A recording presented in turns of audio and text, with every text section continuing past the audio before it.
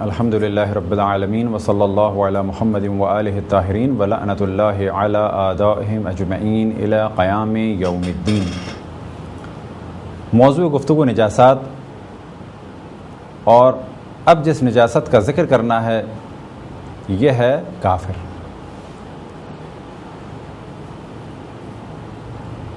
کافر کے کیا معنی ہیں؟ کافر کے معنی ہیں انکار کرنے والا۔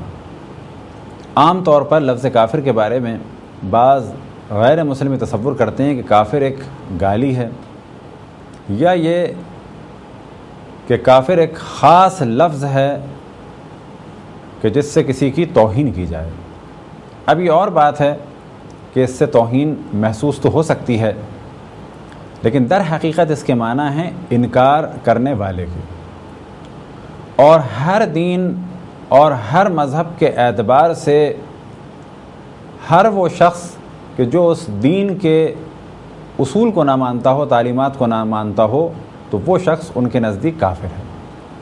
مثال کے طور پہ اگر ہم یہ کہتے ہیں کہ غیر مسلمان کافر ہیں، تو اس کے معنی کیا ہیں کہ ہمارے جو اصول دین ہیں، ہمارے جو عقائد ہیں، یہ شخص اس کا انکار کرنے والا ہے۔ اب اگر عربی زبان میں اور اسی عربی لفظ کو مد نظر رکھتے ہوئے کسی ہندو سے سوال کیا جائے کہ ہم تمہارے اصول دین کو نہیں مانتے، تمہارے بھگوان کو نہیں مانتے، تو تم ہمیں کیا نام دو گے؟ تو اس جانب توجہ رہے کہ وہ بھی ہمیں کافر ہی کہے گا، اور جب اس سے کہا جائے کہ کافر سے تمہاری کیا مراد ہے، تو وہ کہے گا کہ جو ہمارے عقائد کو یا یہ کہ ہمارے اصول دین کو نہ مانتا۔ تو پہلے مرحلے میں اس بات کو ہم نے واضح کر دیا ہے، کافر کے معنی انکار کرنے والا۔ لیکن انکار کس کا کرنے والا؟ جو بھی اصول دین کا انکار کرے، فروع دین کا انکار کرے۔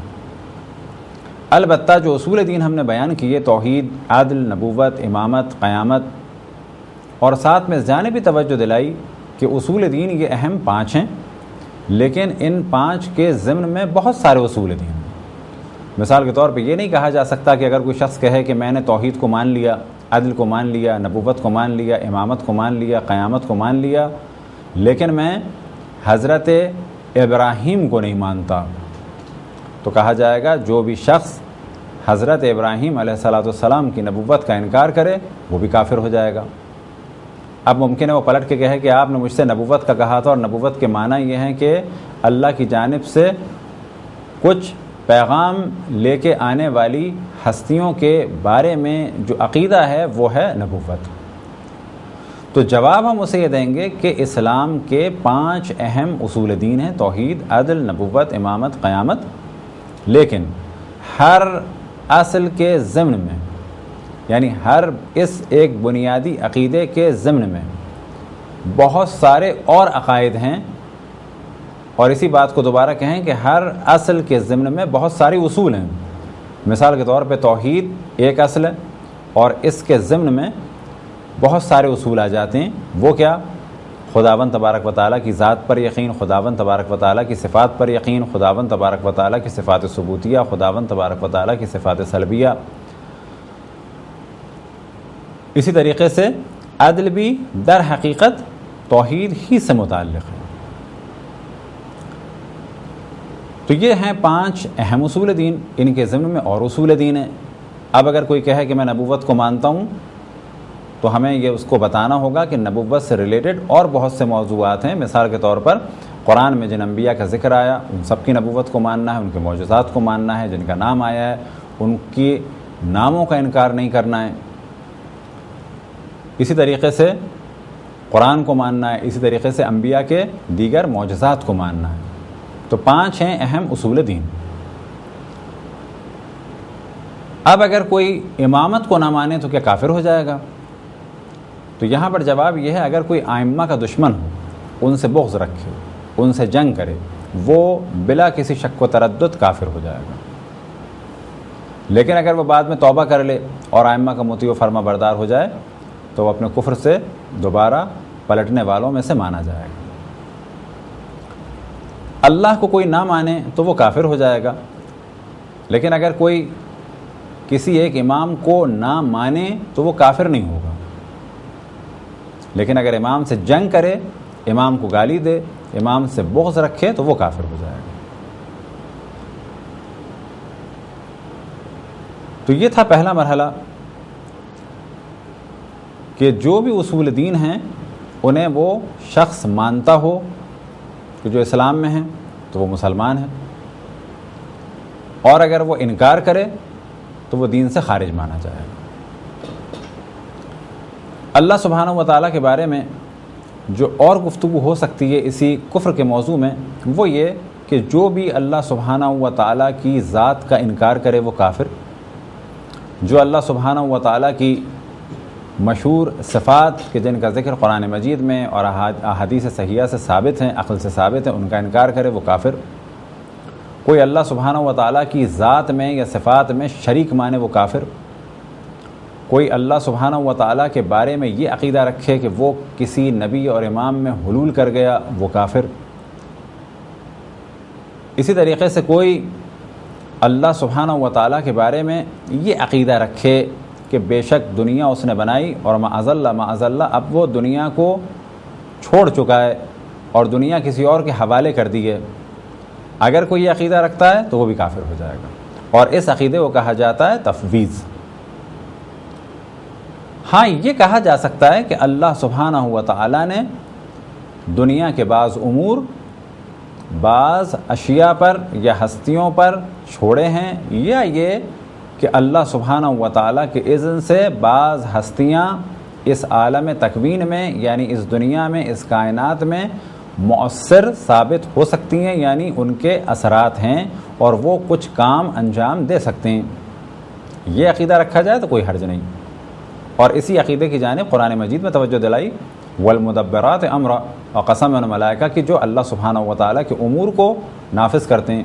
بس ملائکہ بہت سارے کام اللہ سبحانہ و تعالیٰ کے اذن سے انجام دیتے ہیں، لیکن یہاں پر یہ سوچنا کہ اللہ نے ملائکہ کو طاقت دے دی اور معاذ اللہ سبحانہ و تعالیٰ اپنے کاموں کو چھوڑ کر الگ ہو گیا، اور اب جو کچھ کرنے والے ہیں ملائکہ کرنے والے ہیں، اللہ سبحانہ و تعالیٰ کا معاذ اللہ اس دنیا سے یا کائنات سے کوئی تعلق نہیں، تو اگر کوئی ایسا عقیدہ رکھے تو یہ ہے تفویض، چاہے وہ ملائکہ کے بارے میں ہو کہ ان کو اللہ نے یہ دے دیا، چاہے کسی نبی کے بارے میں یہ نظریہ ہو کہ اللہ نے اس نبی کو طاقت دے دی اور خود ہٹ گیا معاذ اللہ، یا کسی امام کے بارے میں ہو، جو بھی اس قسم کا نظریہ رکھے گا وہ دین سے خارج ہو جائے گا۔ انبیاء علیہم السلام خصوصاً رسول اللہ صلی اللہ علیہ وآلہ وسلم کے بارے میں چاہے یہ عقیدہ ہو، چاہے امام کے بارے میں ہو، وہ کافر ہو جائے گا۔ اور رسول اللہ صلی اللہ علیہ وآلہ وسلم نے مفوضہ پر کہ جو تفویض کے قائل ہیں ان پر لعنت بھیجی ہے، اور ائمہ علیہم السلام نے بھی جو اس قسم کا نظریہ رکھیں کہ اللہ اب دنیا سے لا تعلق ہے معاذ اللہ اور یہ امور چھوڑ دیے ہیں اور کسی اور کے حوالے کر دیے ہیں، وہ بلا شک کافر ہو جائے گا۔ جیسا کہ ہم نے پہلے توجہ دلائی، یہ کہا جا سکتا ہے کہ اللہ سبحانہ و تعالیٰ نے اشیاء میں ایک طاقت رکھی ہے، اشیاء کے اثرات ہیں، لیکن ان اشیاء کے پاس جو کچھ ہے یا ان ہستیوں کے پاس جو کچھ ہے وہ سب کچھ اللہ کا دیا ہوا ہے۔ مثال کے طور پہ اللہ سبحانہ و تعالیٰ نے کھانے کے ذریعے سے اور آکسیجن کے ذریعے سے ہمیں زندہ رکھا، پانی کے ذریعے سے ہمیں زندہ رکھا، تو کیا یہ عقیدہ صحیح ہے؟ تو جواب یہ ہے کہ یہ عقیدہ صحیح ہے، لیکن ہمارے ذہن میں ساتھ ساتھ یہ ہونا چاہیے کہ پانی کا خالق اللہ سبحانہ و تعالیٰ ہے، آکسیجن کا خالق اللہ سبحانہ و تعالیٰ ہے، کھانے کا خالق اللہ سبحانہ و تعالیٰ ہے، اور اللہ ہی نے ان میں اثرات رکھتے ہیں اور ان اثرات سے ہم فائدہ اٹھاتے ہیں، یا یہ اثرات ہم تک پہنچتے ہیں اللہ سبحانہ و تعالیٰ کے اذن سے، اور کائنات کی ہر شے ہر لحظہ محتاج ہے اللہ سبحانہ و تعالیٰ کی جانب۔ لہذا ہمارا یہ عقیدہ ہے کہ اللہ سبحانہ و تعالیٰ ہر شے کا خالق بھی ہے اور حی و قیوم بھی ہے، وہ زندہ بھی ہے، اور قیوم یعنی اسی اللہ سبحانہ و تعالیٰ کی ذات کی وجہ سے باقی چیزوں کا قیام ہے۔ ہر چیز ہر لحظہ، چاہے وہ ذات مقدس رسول اللہ صلی اللہ علیہ وآلہ وسلم ہو، چاہے وہ ذات مقدس مولا امیر المؤمنین علی ابن ابی طالب علیہ السلام ہو، چاہے باقی انبیاء اور ائمہ علیہم السلام ہو، ان کے پاس جو معجزات ہیں، جو کرامات ہیں، جو ان کے پاس ولایت ہے اور اختیارات ہیں، اس میں ہر لحظہ یہ اللہ سبحانہ و تعالیٰ کے اذن کے اور اللہ سبحانہ و تعالیٰ کی ذات کے محتاج ہیں۔ بس جو بھی اللہ سبحانہ و تعالیٰ کی ذات کا انکار کرے کافر، اللہ سبحانہ و تعالیٰ کے ساتھ کسی کو شریک قرار دے، شریک سے کیا مراد کہ اللہ ان کے بغیر چل نہیں سکتا، یہ اللہ ان کے بغیر نامکمل ہے، اگر کوئی یہ عقیدہ رکھے تو وہ کافر۔ اور پھر اس جانب توجہ دلائیں کہ اگر ہم یہ کہیں کہ آکسیجن کی وجہ سے ہم زندہ ہیں تو یہ کفر نہیں ہے۔ ہمیں کیا کہنا ہے؟ ہمارا عقیدہ کیا ہونا چاہیے کہ اللہ نے آکسیجن بنائی، اللہ نے آکسیجن میں اثر رکھا، اللہ کا جب تک اذن ہے یہ آکسیجن ہمیں فائدہ دے گی۔ تو اس حد تک یہ سوچنا عین توحید ہے۔ کس کے بارے میں؟ آکسیجن یا دیگر چیزوں کے بارے میں، یا اولیاء خدا کے معجزات کے بارے میں، ان کی کرامت کے بارے میں، ان کی ولایت کے بارے میں، اس قسم کے نظریات بالکل صحیح ہیں۔ لیکن یہ سوچ لینا کہ خداوند تبارک و تعالیٰ محتاج ہے انبیاء ائمہ کا، یہ قطعاً شرک ہے۔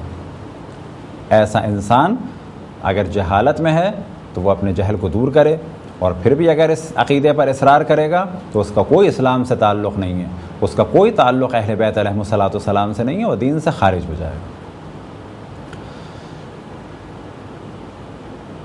اب اگر کوئی کسی نبی کے بارے میں کہے کہ اللہ اس میں سما گیا ہے، یا کہ کسی امام کے بارے میں کہے،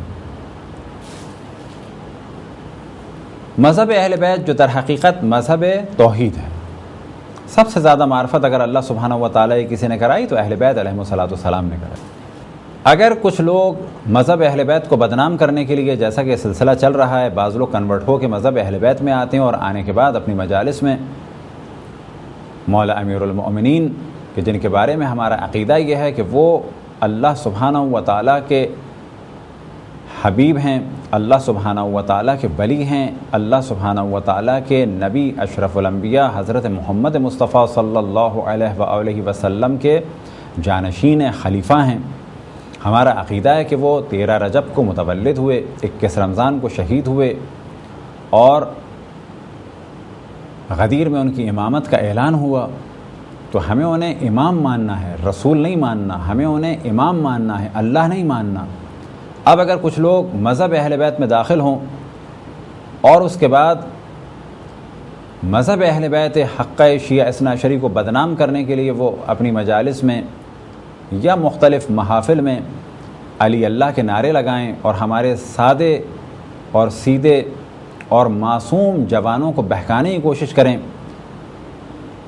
تو ہمارا پیغام ہے تمام مومنین کے لیے کہ اللہ سبحانہ و تعالیٰ کی اگر معرفت حاصل کرنی ہے تو پہلے مرحلے میں قرآن مجید، احادیث رسول اللہ صلی اللہ علیہ وآلہ وسلم، ائمہ علیہم الصلاۃ سے نقل شدہ دعائیں، زیارتیں۔ کوئی زیارت ایسی نہیں ہے کہ جس میں اللہ سبحانہ و تعالیٰ کی وحدانیت کا ذکر نہ ہو، کوئی مجلس اور محفل ایسی نہیں ہے کہ جس میں اللہ سبحانہ و تعالیٰ کی وحدانیت کا ذکر نہ ہو۔ بس کوئی بھی اس قسم کی اگر بات کرے مولا امیر المؤمنین کے لیے، یہ کہے کہ علی اللہ، تو یاد رکھیں کہ وہ مولا امیر المؤمنین سے محبت کرنے والا یا ان کے شیعوں سے محبت کرنے والا نہیں ہے، بلکہ ان کے مذہب، ان کے طرفداروں کا دشمن ہے، انہیں بدنام کرنا چاہتا ہے۔ اگر کوئی ایسا کہے تو پہلے مرحلے میں ہماری ذمہ داری یہ ہے کہ اس کی توجہ دلائیں کہ وہ ایسی بات نہ کرے، یہ کفر ہے، یہ شرک ہے۔ بس جیسے ہم نے توجہ دلائی، اگر وہ توبہ کر لے تو مشکل حل ہو جائے گی، لیکن اگر وہ توجہ دلانے کے بعد بھی اگر اس قسم کے نعرے لگائے یا اگر اس قسم کی بات کرے تو ہم سب کا فرض ہے کہ اس کو کافر سمجھیں، اس کو نجس سمجھیں، اس سے تعلق کو توڑ لیں۔ اگر وہ مرے تو اس کے غسل و کفن میں شرکت نہ کریں، اس کو غسل دینا، کفن دینا قطعاً جائز نہیں۔ اگر وہ مرے تو اس کو مسلمانوں میں قبرستان میں دفن نہ ہونے دیں، اس پہ نماز جنازہ نہ پڑھی جائے۔ اسی طریقے سے ایسا شخص کہ جو اس قسم کی باتیں کرے، اگر وہ مرے تو اس کے بہن بھائیوں کے لیے قطعاً اگر فرض کریں کہ اس کا باپ مر جائے یا اس کی ماں مر جائے تو اس کے بہن بھائیوں کے لیے جائز ہے کہ ایسے شخص کو میراث سے محروم کر دیں، کیونکہ وہ کافر ہے۔ اسی طریقے سے اگر کوئی شخص اس قسم کے نعرے لگائے، اس قسم کی باتیں کرے، پھر آپ کی توجہ دلائیں کہ مذہب کو بدنام کرنے کے لیے یا اس قسم کا عقیدہ رکھے کہ مولا امیر المؤمنین کے لیے نعرے لگائے علی اللہ کے، تو جو کچھ اس کے ساتھ کرنا ہے وہ آپ کے سامنے پہلے ہم نے بیان کیا، اور اس کی بیوی کی توجہ اس جانب دلائیں کہ اب تک جو آپ کے ازدواجی تعلقات برقرار ہوئے اور آپ کو مسئلہ نہیں معلوم تھا وہ تو جائز تھے، کیونکہ آپ کو مسئلہ نہیں معلوم تھا تو یہ بچے بھی جائز مانے جائیں گے، لیکن آپ مومنین کی ذمہ داری یہ ہے کہ اس کی بیوی کو خبر دیں کہ تمہارا شوہر اگر اس قسم کا عقیدہ رکھتا ہے تو اس کو نصیحت کرو، اور اگر وہ نہ مانے تو بغیر طلاق کے اس سے جدا ہو جاؤ، کیونکہ وہ کافر ہو چکا ہے، اسے طلاق کی ضرورت نہیں ہے۔ اب اگر کوئی کہے کہ جی بیویاں اس چیز کو مس یوز کریں گی، تو نہیں، مس یوز نہیں کر سکتی۔ فرض کریں فرد ایسا ہے کہ جو مختلف محفلوں میں علی اللہ کے نعرے لگاتا ہے، تو وہ آپ اور ہم سب کے لیے بہت واضح کافر ہو چکا ہے۔ اب اگر اس کی بیوی اس سے جدا ہونا چاہے تو طلاق کی ضرورت نہیں ہے، اس سے وہ جدا ہو جائے، ایک طلاق کے برابر عدت کرے، یعنی جو ایک طلاق شدہ عورت کی عدت ہے اسے انشاءاللہ تفصیل سے بیان کریں گے، اتنی عدت کرے اور اس کے بعد دوسرا نکاح کر لے۔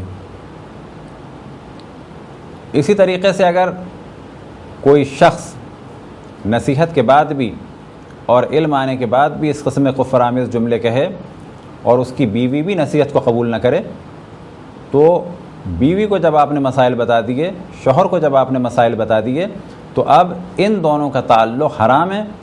ان کے بچے اس آگاہی کے بعد، فرض کریں کہ اس کو علم نہیں تھا، آپ نے بتا دیا، اس کی بیوی کو علم نہیں تھا، آپ نے بتا دیا، اب جو ان کے بچے ہیں، جیسا کہ پہلے ہم نے بیان کیا، پہلے کے جو بچے ہیں جب ان کے پاس علم نہیں تھا وہ جائز ہیں، اب جو بچے پیدا ہوں گے وہ قطعاً ناجائز ہوں گے، اور مومنین کو چاہیے کہ ان سے اجتناب کریں۔ کیسا اجتناب؟ تعلقات منقطع کریں۔ وجہ کیا ہے اتنی سختی کی؟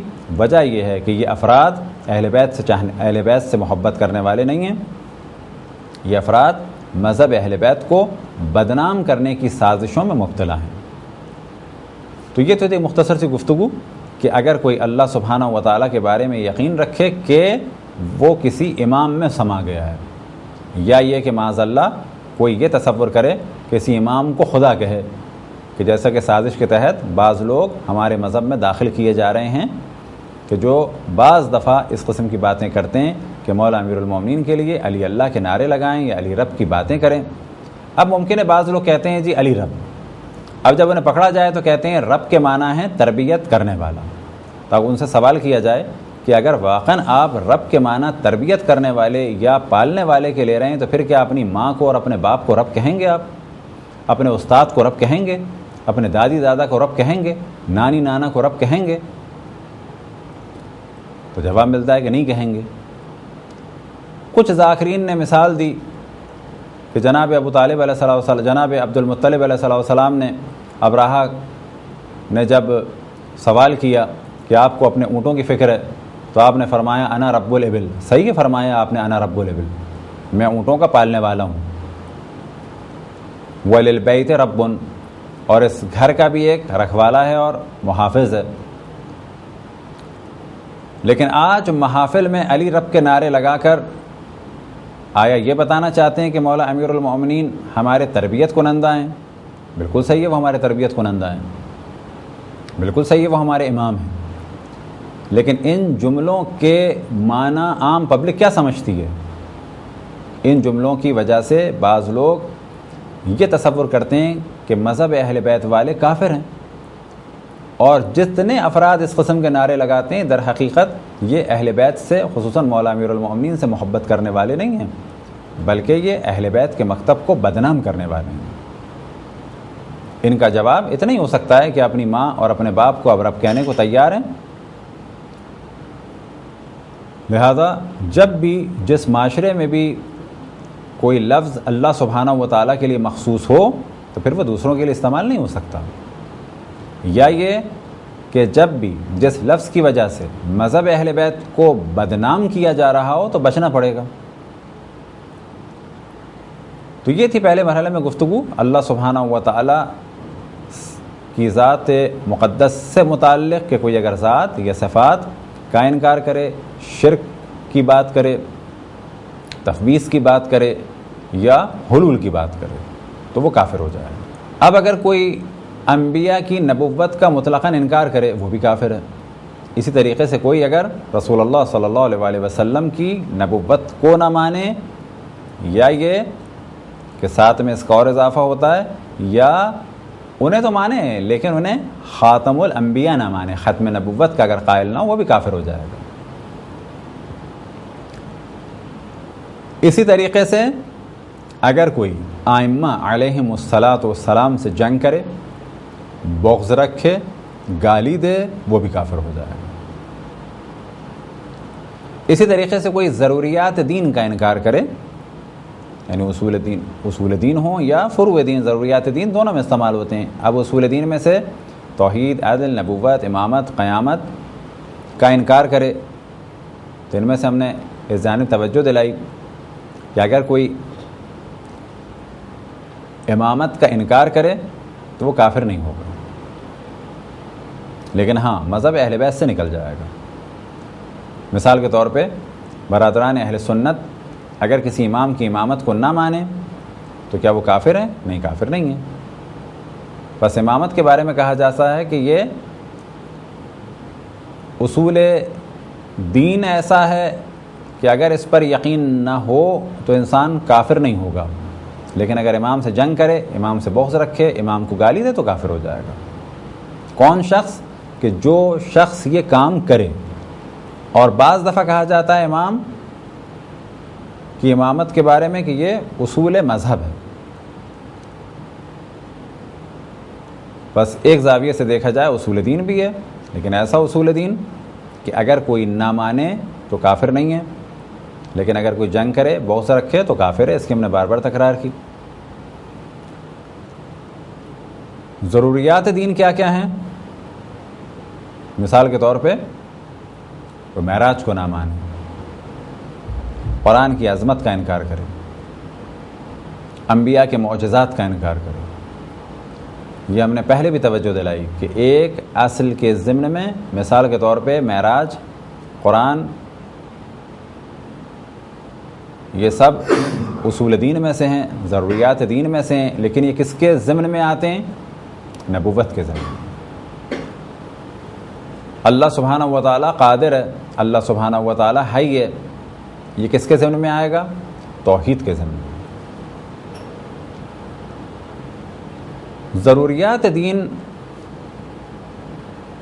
جیسا کہ پہلے توجہ دلائی، بعض ضروریات دین کون سے ہیں کہ جن کا تعلق ہے نظریے سے، بعض ضروریات دین فروعات دین میں سے بھی ہیں۔ مثال کے طور پہ نماز فروع دین بھی ہے اور ساتھ میں کہا جاتا ہے ضروریات دین میں سے بھی ہے۔ اگر کوئی نماز نہ پڑھے تو وہ فاسق ہے، لیکن اگر کوئی نماز کا انکار کرے کہ نماز کوئی چیز نہیں ہے تو وہ کافر ہو جائے گا۔ اگر کوئی حج نہ کرے واجب ہونے کے بعد، واجب کب ہوگا حج اس پر؟ جب اس کے پاس استطاعت ہوگی۔ بس اگر کوئی حج نہ کرے استطاعت کے بعد، چاہے وہ استطاعت مالی ہو، مال کے اعتبار سے، چاہے وہ جسمی ہو، صحیح و سالم تھا، حج نہیں کیا اس نے جان بوجھ کے، بغیر کسی مشکل کے، کوئی جان کا خوف نہیں تھا، عزت کا خوف نہیں تھا، آبرو کا خوف نہیں تھا، نہیں کیا، یہ شخص کیا مانا جائے گا؟ یہ شخص فاسق ہے۔ لیکن اگر کوئی حج کا انکار کرے تو کہا جائے گا کہ یہ ضروریات دین میں سے ایک ضروری عبادت یعنی حج کا انکار کر رہا ہے اور یہ کافر ہے۔ کوئی خاتون پردہ نہ کرے وہ فاسقہ ہے، لیکن اگر کوئی خاتون پردے کا انکار کرے، ان تینوں مثالوں میں چاہے نماز ہو، چاہے حج ہو، چاہے پردہ ہو، دو مثالیں وہ ہیں جو 10 مشہور اس فروع دین میں سے ہیں۔ پردے کو عام طور پہ جن فروعات دین کا ذکر کیا جاتا ہے، توحید، معذرت، نماز، روزہ، حج، زکوٰۃ، خمس، جہاد، امر بالمعروف، نہی عن المنکر، تبرع و تولا، اسی ترتیب سے پردے کا ذکر نہیں ہوتا، لیکن یاد رکھیں کہ پردہ بھی فروعات دین میں سے ایک فرع ہے۔ یعنی دین کی شاخوں میں سے ایک شاخ ہے، یا بالفاظ دیگر ضروریات دین میں سے ایک ضروری امر ہے، ضروری عمل ہے۔ اگر کوئی عورت پردہ نہ کرے تو وہ فاسقہ، لیکن اگر کوئی عورت پردے کا انکار کرے تو وہ کافر ہو جائے گی۔ تو پھر اس گفتگو کو اختصار کے ساتھ بیان کریں کہ جو بھی اللہ سبحانہ و تعالیٰ کی ذات میں شریک قرار دے، ذات کا انکار کرے، اللہ کی ذات میں شریک قرار دے، اللہ کے حلول کا قائل ہو جائے، تفویض کا قائل ہو جائے، انبیاء کی نبوت کا مطلقاً انکار کرے یا ختم نبوت کا انکار کرے، ائمہ سے جنگ کرے، ائمہ کو گالی دے، اصول دین میں سے ضروریات دین کا انکار کرے یا فروع دین میں سے ضروریات کا انکار کرے، البتہ علم رکھنے کے بعد ہمارا کام ہے کہ اس کو علم دیں۔ اسی موضوع سے متعلق ایک اہم بحث ہے اہل کتاب کی۔ تو پہلے مرحلے میں بیان ہو کہ اہل کتاب کے معنی کیا ہیں۔ اہل کتاب کے اگر لغوی معنی دیکھا جائے یعنی ڈکشنری کے اعتبار سے یعنی کتاب والے۔ اب کتاب والے تو کوئی بھی ہو سکتے ہیں، ایک نیا دین بنایا جائے اسی کتاب ہو، تو لغت یا ڈکشنری کے اعتبار سے یہ معنی ہے، لیکن اسلامی اصطلاح میں اہل کتاب سے مراد بعض جگہ یہود و نصارہ کہ یہ زیادہ مشہور قول ہے، اور بعض جگہ اشارہ ہے مجوس کی جانب یعنی پارسیوں کی جانب۔ اب کیونکہ روایات میں فرق ہے، اسی وجہ سے مجتہدین عظام کے فتووں میں بھی اس موضوع میں بعض جگہ احتیاط ہے۔ مثال کے طور پہ امام خمینی فرماتے ہیں کہ یہود و نصارہ سے اجتناب کیا جائے، نجس سمجھا جائے۔ آغا خوئی فرماتے ہیں بنا بر احتیاط واجب ان سے پرہیز کیا جائے۔ اس دور میں مشہور افراد میں آیت اللہ العظمہ بشیر نجفی فرماتے ہیں کہ وہ نجس ہیں۔ سابقہ دور میں آغا حکیم فرماتے تھے کہ وہ پاک ہیں لیکن بچنا بہتر ہے۔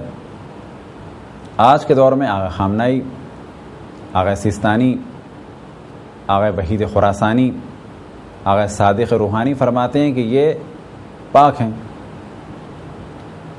مثال کے طور پہ آیت اللہ العظمہ صادق روحانی فرماتے ہیں کہ پاک ہیں۔ آیت اللہ العظمہ وحید خراسانی فرماتے ہیں کہ قول قوی یہ ہے کہ یہ پاک ہیں۔ آغا سیستانی فرماتے ہیں کہ مشہور قول یہ ہے کہ نجس ہیں،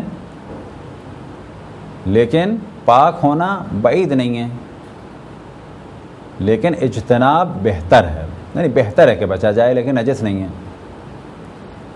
خامنائی فرماتے ہیں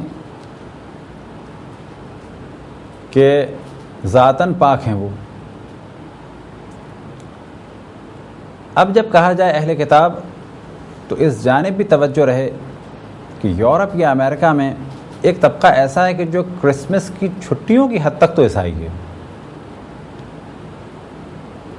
لیکن نجی گفتگو میں وہ اللہ سبحانہ و تعالیٰ کے وجود کا بھی انکار کرتے ہیں، یعنی بالکل دہری ہیں۔ تو یہاں یہ چیز واضح ہو جائے کہ ایک آدمی ممکن ہے مسلمان گھر میں پیدا ہوا ہو، اب اگر وہ دہریوں والے نظریات رکھتا ہے جیسے سلمان رشدی، یا انبیاء کی توہین کرنے والے جیسے کہ سلمان رشدی، تو اس کے بارے میں یہ نہیں کہا جائے گا یہ مسلمان ہے اور انبیاء کی توہین کر رہا ہے، بلکہ کہا جائے گا یہ مسلمان گھر میں پیدا ہوا تھا اب کافر ہے۔ یا یہ کہ کوئی شیعہ گھر میں پیدا ہو اور اس کے بعد معاذ اللہ مولا امیر المؤمنین کے لیے بجائے یہ کہ ان کو امام مانے، علی اللہ کی بات کرے، علی اللہ کہے، تو کہا جائے گا یہ شیعہ گھر میں پیدا ہوا تھا، ہمارا کام ہے اس کی نصیحت کرنا، لیکن اب بھی اگر نہیں مانتا تو اب اس عقیدے کے بعد یہ کافر ہے۔ بالکل اسی طریقے سے عیسائی یا یہودی یا مجوسی اگر یہ انکار کریں بالکل مطلقاً اللہ سبحانہ و تعالیٰ کی ذات کا، ان میں سے ایک دہریہ قسم کا ہو کہ میں کسی کو نہیں مانتا، یا یہ کہ یہودی یا عیسائی تھا اور وہ حضرت ابراہیم علیہ السلام اور اس سلسلے کو کہ جن کو انہیں نبی ماننا چاہیے، مثال کے طور پہ حضرت اسحاق، حضرت یعقوب اور باقی ان کی نسل سے جو انبیاء علیہم السلام تھے، ان کو نہ مانیں، یا یہ کہ حضرت عیسیٰ علیہ السلام کو بھی نہ مانیں، تو کیا ایسا شخص عیسائی ہے؟ وہ عیسائی نہیں ہے اصلا۔ اسی طریقے سے اگر کوئی انبیاء کو نہ مانے اور پیدا یہودی گھر میں ہوا ہو تو وہ بھی اب یہودی نہیں ہے۔ تو یہ بات واضح رہے کہ یورپ یا امریکہ میں جو عیسائی ہیں، اگر وہ اللہ سبحانہ و تعالیٰ کی ذات کا انکار نہ کریں، جن انبیاء کو انہیں ماننا چاہیے ان کی نبوت کا انکار نہ کریں، اور ایک عام عیسائی کی صورت میں ہوں، تو کہا جائے گا کہ یہ پاک ہیں، البتہ کب کہ جب ان کے جسم پر عین نجاست نہ ہو۔ اگر شراب یا پیشاب یا پخانہ کسی مسلمان کے لگائے وہ بھی نجس ہے، کسی کے ہاتھ پہ اگر لگاؤ اس کا ہاتھ نجس ہے، عیسائی کے ہاتھ پہ لگا ہو پیشاب یا پخانہ یا شراب، اس کا ہاتھ بھی نجس ہے۔ تو اہل کتاب کے بارے میں یعنی عیسائی اور یہود، اور خصوصاً آغا خامنائی اور آغا سستانی فرماتے ہیں کہ اس میں مجوس بھی شامل ہیں، یعنی پارسی۔ بس پھر اس جانب توجہ دلا کے اپنی گفتگو ختم کریں کہ یہ جو ہم نے کہا عیسائی اور یہودی اور مجوسی، تو ان سے مراد یہ ہے کہ عام عیسائی اور عام یہودی اور عام مجوسی جب تک کہ وہ خود عیسائیت یا یہودیت یا مجوسیت سے نکلنے کا دعویٰ نہ کریں اور دہریت کا اقرار نہ کریں، اس وقت تک یہ اس اہل کتاب کے حکم میں شامل ہیں۔ اب یہاں پہ سوال ہوتا ہے کہ کافر کا بچہ تو کہا جائے گا وہ بھی کافر سے ملحق ہے، یعنی جو حکم کافر کا ہے وہی بچے کا ہے، لیکن اگر یہ بچہ کوئی مسلمان لے لے تو یہ بچہ مسلمان مانا جائے گا۔ اسی طریقے سے اگر کسی کافر بچے کے بارے میں یہ پتہ ہو کہ اس کے ماں یا باپ یا دادی یا دادا میں سے ایک مسلمان ہے، تو یہ بچہ پاک مانا جائے گا۔ کب تک؟ جب تک کہ وہ سمجھدار ہونے کے بعد اسلام کا انکار نہ کر دے۔ لیکن اگر یہ بچہ گو کہ بچہ ہے اور سمجھدار ہونے کے بعد مسلمان ہو گیا، پھر تو مسلمانوں کے حکم میں ہے، لیکن اگر اس نے اسلام کا انکار کر دیا تو کہا جائے گا کہ یہ کفار کے حکم میں ہے۔ ایک ایسا شخص کہ جس کے بارے میں معلوم نہ ہو کہ یہ مسلمان ہے یا کافر ہے، تو وہ پاک مانا جائے گا، لیکن باقی احکام جو اسلام کے ہیں وہ اس پر جاری نہیں ہوں گے۔ مثال کے طور پر جس کے بارے میں ہمیں نہیں معلوم کہ یہ مسلمان ہے یا نہیں ہے، تو وہ نجس تو نہیں مانا جائے گا، لیکن ایک مسلمان لڑکی کی اس سے شادی نہیں کی جا سکتی، اسی طریقے سے اسے مسلمانوں کے قبرستان میں دفن نہیں کیا جائے گا۔ کفر کے بارے میں بعض دفعہ لوگ سوچتے ہیں کہ شاید کافر ایک گالی ہے۔ کافر کے معنی ہے کہ جو ہمارا عقیدہ ہے وہ اسے نہیں مان رہا، لہذا عیسائیوں کے نزدیک بھی جب وہ کہتے ہیں نان کرسچن، تو اس کے معنی یہی ہوتے ہیں کہ وہ ہمارے عقیدے کو یعنی کرسچن کے عقیدے کو نہیں مان رہے۔ تو کافر کے معنی در حقیقت یہ ہے انکار کرنے والا۔ کس چیز کا انکار کرنے والا؟ ہمارے عقیدے کا انکار کرنے والا۔ ہمارا عقیدہ کیا ہے؟ جو 1,24,000 انبیاء کا عقیدہ ہے۔ اور کفر میں جو سب سے بری چیز ہے وہ یہ کہ وہ اپنی عقل کو استعمال نہیں کرتے اور اللہ سبحانہ و تعالیٰ کی ذات میں کسی کو شریک مانتے ہیں۔ اس سے زیادہ کیا کوئی اور برائی ہوگی کہ انسان ایسا نظریہ رکھے، کہے کہ اس دنیا کا بنانے والا کوئی نہیں، یا اس دنیا کے بنانے والے میں کسی کو اپنی جانب سے شریک قرار دے۔ یہ تھی مختصر سی گفتگو کافر کے بارے میں۔ خداوند تبارک و تعالیٰ سے دعا ہے کہ بحق محمد وآل محمد ہمیں اپنے رسول، اپنی حجتوں، خصوصاً امام زمان علیہ السلام کی معرفت اور اطاعت کی توفیق عطا فرمائے۔ وصلی اللہ علی محمد وآلہ الطاہرین۔